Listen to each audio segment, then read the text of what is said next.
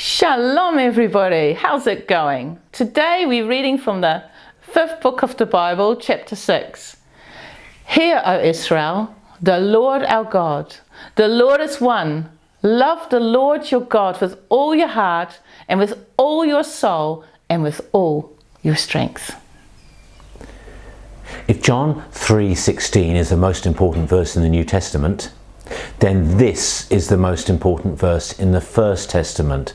If my memory serves me right, it's sung in every synagogue service. Both Jesus and the rabbis of his day agreed that this was the greatest command. From a Christian perspective, because it contains and summarizes all the other commands. From a Jewish perspective, because if you did not love God, then you didn't stand a hope of keeping the rest of the commandments. It's called the Shema, and it means to hear. Love the Lord your God with all your heart. Now we think we get that. We have an emotional response to God. We fall in love with Jesus. But in the ancient world, your heart was your thinking, not your emotions. So to love God with your heart is to love God in your thinking, in your desires, in your goals, in your plans, in your aspirations, your meditation, and to do that consistently.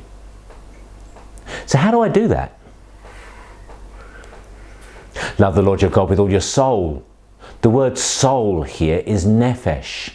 It means life, all that makes you who you are, your behavior, your interactions with others, your values, your time, your personality, your individuality, your abilities and your passions.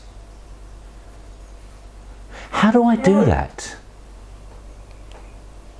And then we have to love the Lord our God with all our strength, our actions, our work, our service, our dedication, our perseverance, our attention to detail, our effort, physical things. How do I love God that way? What do these things mean for you today? How are you going to do them? And if you do something to help someone else, is that also expressing love for God?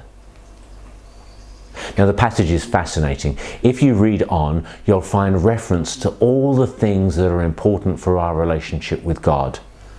It talks about hearing, listening, doing, fearing, serving, telling, obeying, and keeping. And together, these are the things that it means to be a Christian.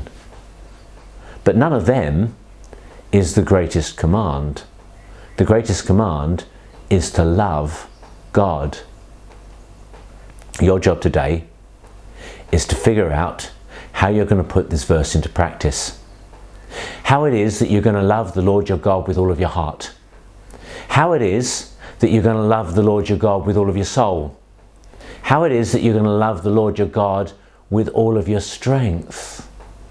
And today, to express all three of those in at least one thing that you do. Shema Israel, Adonai Eloheinu, Adonai Echad, V'ahavta et Adonai Eloheinu b'kol levivecha, u'b'kol nafshecha, u'b'kol moedecha. Shalom!